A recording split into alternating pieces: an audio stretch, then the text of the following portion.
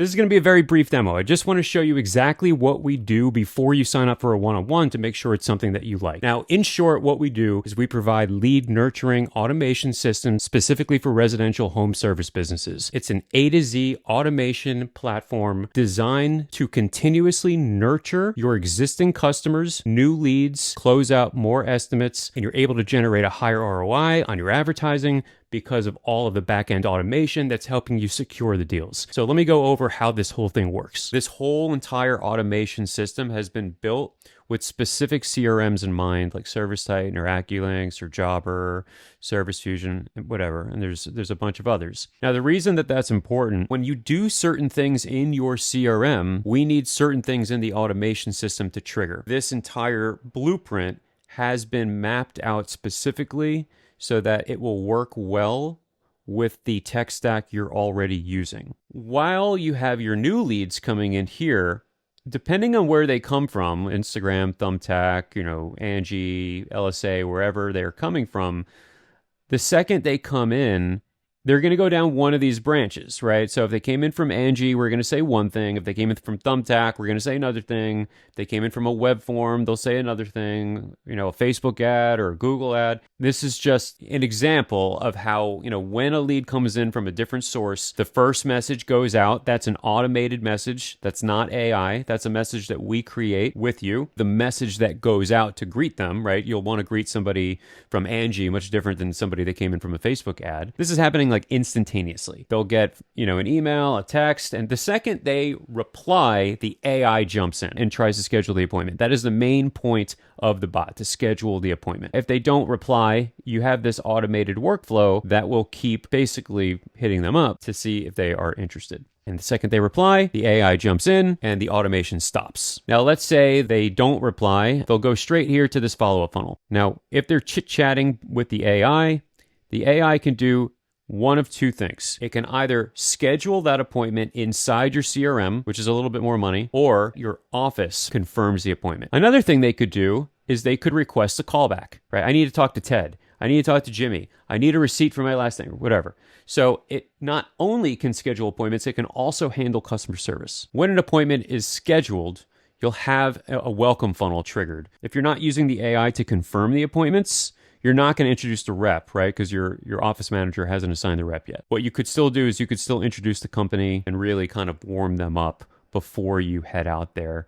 You've got the appointment reminders and all of that stuff. Also, there's not just chat AI, right? There's inbound voice AI and outbound voice AI too. Let's say that somebody gets a text message after they fill out something, and instead of texting back or emailing back, they call back. Now, what you can do if you have the voice AI, you can have an outbound voice AI that makes calls and qualifies people and books them. You can have an inbound. If somebody were to call back the number that came in from here, that voice AI could take that call and schedule them or send the request to your office. So they can either call back, they can text back, they can email back. It doesn't matter. All of it will be taken care of through this system. So after the appointment has been scheduled, it'll go down to the welcome funnel or whatever. And let's say that somebody cancels. So if somebody calls, the AI can reference their contact ID, find the appointments they have, and they can reschedule that cancellation. They say no.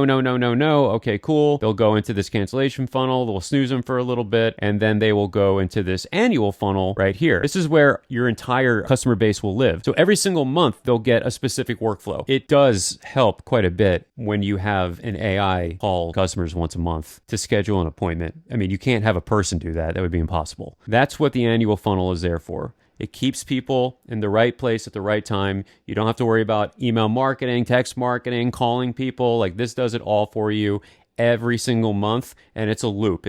People never fall out. They're going to jump in and out of this annual funnel too, right? So let's say they book an appointment in June. They're either going to buy something or they're not going to buy something. After they schedule the appointment, you're going to go over, you're going to generate an estimate, and they're either going to pay it or they're not. There's a follow-up. So the second you generate an estimate, it's going to trigger the estimate follow-up, and it's going to follow up on all of your estimates. You'll see here that the AI is turned off for the estimate funnel because the AI is not going to have a reference point. It doesn't know what happened at the appointment. So to have an AI on after you send someone an estimate is not a good idea. That's why by default, we have it off. Let's say they give you a disposition, like, went with another company, no longer interested, found a cheaper quote, not the right time, need to talk to spouse, postponing to next year, blah, blah, blah. You can set up this disposition funnel depending on the CRM that you're using for your business. There's different ways that we map the dispositions to make these automations fire. Let's say they don't reply, they'll just move back to the annual funnel. They'll go back to being nurtured throughout the year, and they'll come back. After the job is in progress, all the automation is turned off, we'll know the job is done based off of what you do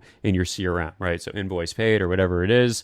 And then that will trigger the review in the referral funnel. They'll get a text that basically says like, how was your experience? And if they were happy, then we're going to ask them for a review. If they're not happy, we're going to ask them for feedback. This is a way to basically make sure that we're not asking angry people for reviews. After that, they go into this customer funnel, which is a seasonal check-in rather than a monthly check-in if they were still a lead. And yeah, anytime somebody replies via text or email or calls or whatever, the AI you can see here is turned back on, and it will do what it always does and try to schedule the appointment. It would have all of the customer's information in here already. So it'd say like, hey, I see that you're calling from this number. Is this still your address? If you're wondering how the AI is able to confirm the appointments, to find the right tech, the right salesperson, the right location with the right availability for the right job type, essentially a big logic tree that is routing based off of the conversation to a specific calendar. So let's say like they live in a specific place. Okay, they go here. Let's say they bring up a specific service. Okay, they go here. Let's say they bring up a specific type of that service, like a sale or repair. They go here. And now we can have all of the reps that are able to handle this specific job with this service in this location. And now we can basically make sure that we're looking at the right availability for those reps. And you can even weight the reps so that you're giving your best, your strongest sales rep or your strongest tech the appointments first, filling up their calendar first. It's a little bit more to it, of course, but that is a basic overlay of how that works. There's a dashboard that you can reference. And then if you're interested in the storm alert automation, this is a great way that you can hit everybody up. Before a storm, you would trigger this. It would do like an audio drop. You'd send out a text, an email, like, hey, just letting you know, storm's coming.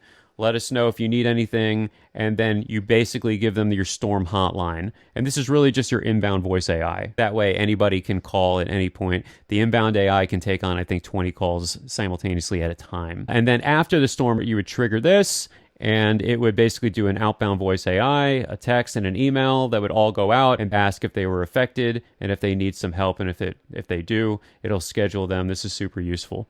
So anyway, that's a general overview of how this whole system works. You can also use this inbound voice AI as like your main number, although I wouldn't recommend it. I like it more just for when people call back this text, or, you know, they call back a number in an email, or you want to use it for after hours or weekends and you want to get rid of your call center. I would never leave it as my main number, but I just wanted to go over that you could do that if you wanted to. And then for this new lead funnel, you could add like an outbound voice AI to call them and schedule as well with like the email and the text. It's just your preference. So that's how this whole thing works. If you're interested in learning more, to go more in depth about your specific business and how this would work with your specific CRM, sign up for a demo. You'll meet with one of our specialists. They're all awesome, very well educated in, you know, AI and automation and home services and the tech stack that most of our clients use. So I hope that was helpful. If you want a better demo, send us a DM somewhere and be like, yo, Greg's videos suck. Make a better one. And I will. But hopefully for now, this works. If you're interested, again, schedule that demo. I'll see you soon.